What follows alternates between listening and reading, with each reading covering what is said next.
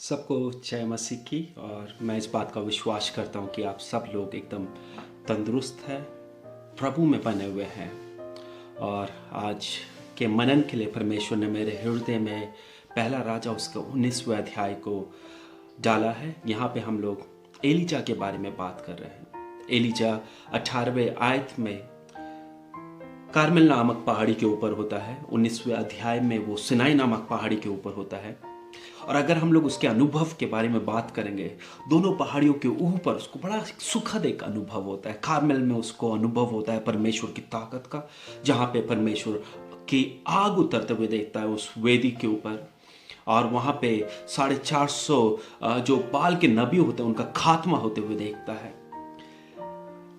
एक बड़ा ही सुंदर एक अनुभव होता है। दूसरी तरफ हम लोग देखते हैं सिनाई पहाड़ी के ऊपर एलिशा का फिर से एक सुखद एक अनुभव होता है, जहाँ पे वो परमेश्वर की आवाज को सुनता है, परमेश्वर की उपस्थिति को महसूस करता है और एक मकसद को पाता है। और मैं यकीन करता हूँ कि मैं और आप, हम सबको पहाड़ी के ऊपर का अनुभव हमेशा अच्छा लगता है। मैं और आप शायद हमेशा पहाड़ी के ऊपर का अनुभव करना चाहते हैं, क्योंकि एक पहाड़ी से दूसरी पहाड़ी के बीच में हमेशा तराई होती है और उन तराइयों से होके हम लोग कभी गुजरना नहीं चाहते। लेकिन अगर हमें एक पहाड़ी से दूसरी पहाड़ी की ओर जाना है तो शायद हमें उस तराई का, उस अनुभव को करना जरूरी है।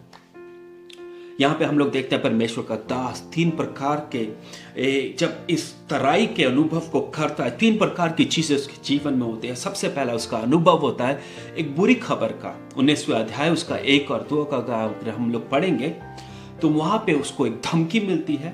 राजा अहाब की पत्नी उसको बोलती है कि कल तक तेरा भी हश्र यही होगा, तू भी कल तक मारा जाएगा। एक बुरी खबर का उसको एक अनुभव होता है, एक धमकी का उसको अनुभव होता है। दूसरा चीज अगर हम लोग देखते हैं 3रे आयत में, वहां पे बोलता है कि वो डर जाता है और उसके बाद फिर मरुभूमि की ओर भाग जाता है। तो यहाँ पे उसको एक डर के तराई का एक अनुभव उसको करता है वहां पे। और तीसरी चीज हम लोग देखते हैं परमेश्वर का ये जो दास है, ये इस प्रकार से नकारात्मकता में भर जाता है कि वो शायद इस प्रकार से प्रार्थना करने लगता है कि अब जीने का कोई फायदा नहीं है। एक बड़े ही सॉरोफुल या फिर बड़े ही निचले स्तर में वो पहुंच जाता है, जहां पे वो बोलता है कि जीने का कोई फायदा नहीं है, परमेश्वर मुझे उठा ले।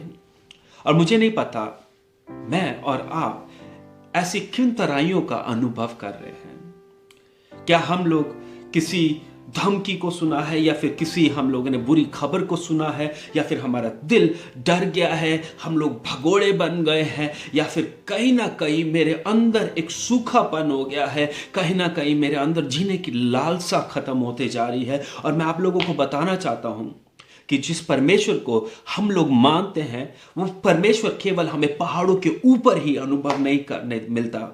वो परमेश्वर केवल वही नहीं है।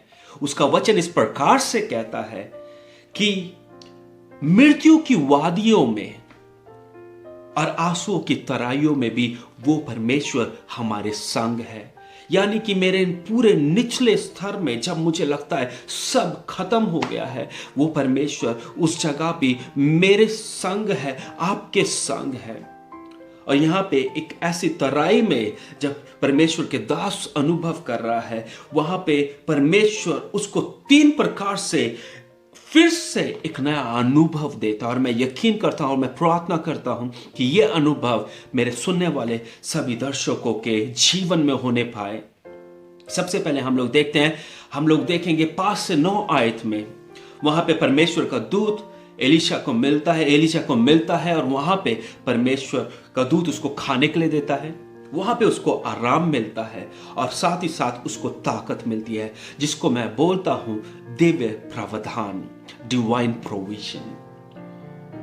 और परमेश्वर आपके जीवन में उस दिव्य प्रावधान को देने जा रहा है। परमेश्वर का भोजन आपको मिलने जा रहा है, परमेश्वर की ताकत आपको मिलने जा रही है और परमेश्वर की शक्ति आपको मिलने जा रही है। दूसरी चीज हम लोग देखते हैं यहां पे, जब शायद एलाइजा सोचता है कि सब कुछ खत्म हो गया है, अब उसके जीने का कोई मकसद नहीं है, वो भाग गया एक जगह पे।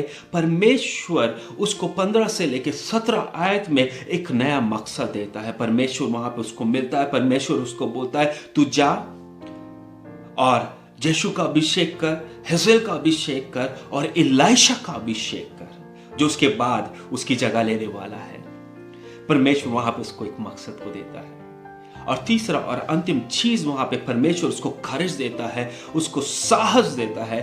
याद है आपको, यहां पे 2 जगह पे परमेश्वर का दास परमेश्वर से बोलता है कि कोई भी नहीं बचा है, सब लोग मार दिए गए हैं, सिर्फ मैं ही हूं जो बाल के सामने गिरा नहीं हूं, मैं ही जो हूं उसने अभी तक आराधना नहीं किया है। वहां पे परमेश्वर उसको बोलता है तेरे सिवाय 7,000 लोग अब भी बाकी है, अभी खत्म नहीं हुआ है।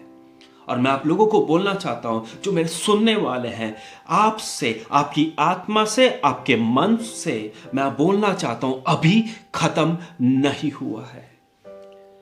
अगर आप तराई का एक अनुभव कर रहे हैं तो परमेश्वर आपको बोलता है अभी खत्म नहीं हुआ है। अगर आपने किसी बुरी खबर को सुना है, कोई धमकी को सुना है, डर गए हैं, शायद आप खपखपा रहे हैं, अंदर से सूखापन है, आत्मिक तरीके से आप बिल्कुल सूख गए, परमेश्वर कहता है खत्म नहीं हुआ है। उन आंसुओं की तराइयों में, उस मृत्यु की वादी में वो मेरे संग है। अगर आप लोग 9 से लेकर 13 आयतों को पढ़ेंगे, आपको समझ में आएगा परमेश्वर ये एलीजा से 2 बार बोलता है What are you doing here? तू यहां पे क्या कर रहा है? मेरे प्रियो, आज परमेश्वर आपसे पूछ रहा है तू यहां पे क्या कर रहा है? तू अपनी नाकारात्मकता में क्या कर रहा है? तो अपने डर में क्या कर रहा है? तो अपने लो होते हुए बैंक बैलेंस को देखते हुए क्या कर रहा है? क्या तुझे विश्वास नहीं है? क्या तुझे आशा नहीं है कि वो दिव्य प्रावधान करने वाला परमेश्वर है, वो हमें नया मकसद देने वाला परमेश्वर है, वो हमें साहस देने वाला परमेश्वर है?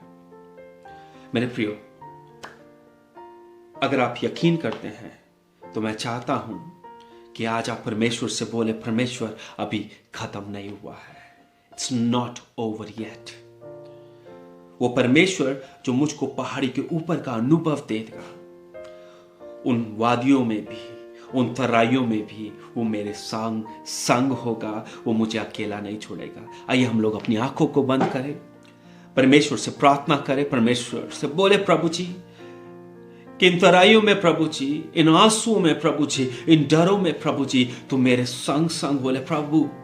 अगर शायद हम लोग डर गए थे, हम लोग कपकपा गए थे, हाँ ये हम लोग क्षमा मांगे परमेश्वर से बोले प्रभु जी हम लोग तेरी ओर देखते हैं, दिव्य तरीके से तू प्रभु जी हमें दे, यीशु मसीह के नाम से प्रभु मैं इस समय प्रार्थना करता हूं कि मेरे सारे सुनने वाले लोगों के ऊपर प्रभु जी वो दिव्य प्रावधान होने पाए प्रभु जी। जो सोचते हैं शायद खत्म हो गया प्रभु जी, उनको एक नया मकसद मिलने पाए। और प्रभु जी तू उनका हियाव बांध, तू उनको नई ताकत दे, ताकि प्रभु जी वो लोग नए कामों को कर सके, तेरे लिए प्रभु जी नए गुणगान को गा सके, नए गीतों को गा सके, नई गवाहियों को उनके जीवन में दे। यीशु मसीह के नाम से प्रभु जी होने दीजिए आज का डिवोशन उनके जीवनों में, उनके आत्मिक जीवन में, उनके शारीरिक, मानसिक, उनके सोसाइटी में प्रभु जी एक फल लेके आने वाला एक ऐसा डिवोशन बन जाए। प्रभु जी तू केवल पहाड़ों के ऊपर नहीं, तू हमारी तराइयों में भी हमें सुखद अनुभव देने जा रहा है। प्रार्थना यीशु मसीह के नाम से मांगते सुन और ग्रहण कर, आमीन आमीन। सबको जय मसीह की।